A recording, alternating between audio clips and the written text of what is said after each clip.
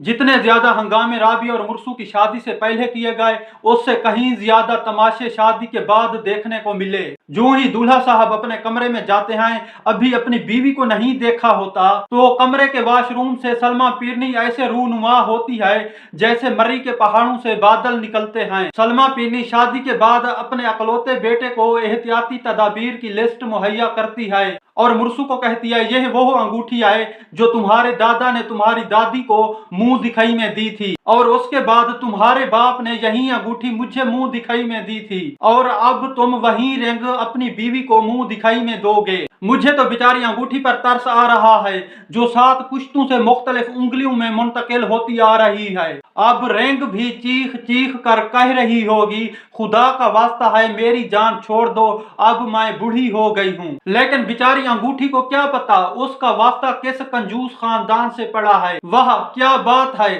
7 पुश्तों से एक ही अंगूठी दुल्हन को मुंह दिखलाई में दी जा रही है। चलो खैर, सलमा पीरनी मुर्सू को अंगूठी देने के बाद मुर्सू से कहती है, अपनी बीवी को अंगूठी पहनाने के बाद उसका घूंघट भी हटाओ। वह सलमा पीरनी, सदके जाऊं तेरे, जो काम दूल्हे के करने के हैं वो तू करवा रही है, बाद में दूल्हा मक्खियां मारेगा। असल में सलमा पीरनी का शुमार उन औरतों में होता है जो अपने अकलौते बेटों की शादियां तो करवा देती हैं, लेकिन अपने बेटों को किसी के साथ शेयर नहीं करना चाहती। इसलिए फिर ऐसी औरतें अपनी बहू और बेटे के दरमियान ऐसे घुसी हुई होती हैं जैसे शादियों के दौरान कुछ मर्द खवातीन के फंक्शन में घुसे हुए होते हैं। शादी के बाद राबी और मुर्सू बेड पर सोने के लिए आपस में ऐसे लड़ रहे होते हैं जैसे 2 बच्चे मक्खन वाली टॉफी के लिए लड़ रहे होते हैं। मासूम दुल्हन अपने खूनखार दूल्हे से कहती है, मैं बेड पर अकेले सोऊंगी क्योंकि मुझे तुमसे डर लगता है, इसलिए आज के बाद तुम सोफे पर क़याम करोगे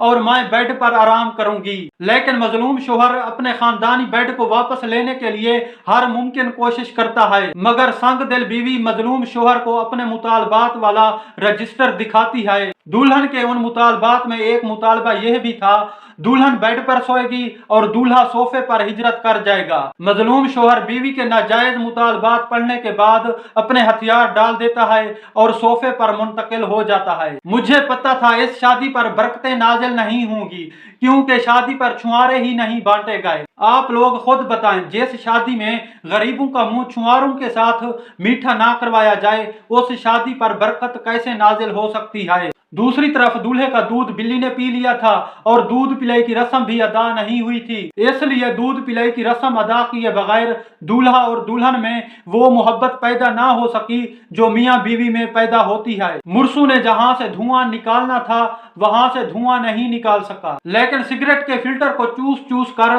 उससे ऐसे धुआं निकाल रहा है जैसे गीले कपड़ों को निचोड़ कर उनसे पानी बाहर निकाला जाता है। दूसरी तरफ हया इसलिए अपनी चूड़ियां तोड़ रही है क्योंकि उसका मानना है, अब मैं बेवा हो चुकी हूँ, इसलिए चूड़ियां पहनना मुझ पर हराम हो चुकी हैं। ओ भाई, इसको बताओ, औरत शादी करने के बाद बेवा होती है, अभी तो इसकी शादी नहीं हुई, ये शादी करने से पहले कैसे बेवा हो सकती है। चलो खैर, हमारा क्या है, हया बेवा होने के गम में अपनी सारी चूड़ियों का कीमा बना देती है और एक टूटी हुई चूड़ी की नोक अपनी नब्ज की हलक में उतार देती है। वह हया, तूने जो बेहया आशिकों वाला काम किया है उसे देख कर मजा आ गया है, तूने सच्चा आशिक होने का सबूत पेश कर दिया है, लेकिन तुम्हारा जो सफेद खून निकल कर जाय हुआ है, हमें उसका इंतहाई अफसोस हुआ है। खैर, हम गरीबों के लिए तो यह इतनी बड़ी बात नहीं है क्योंकि इससे ज्यादा खून तो हमारा गर्मियों में मच्छर पी जाते हैं। खैर हया, तुम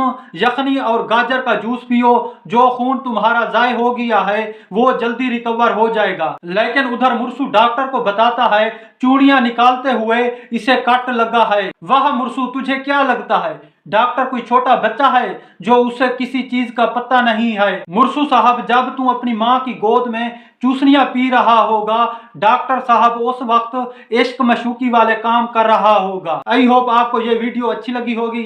अगर ये वीडियो आपको अच्छी लगी है तो मेरी वीडियो को लाइक कर दें और मेरे चैनल को सब्सक्राइब कर दें। I see you soon with the new video. Bye.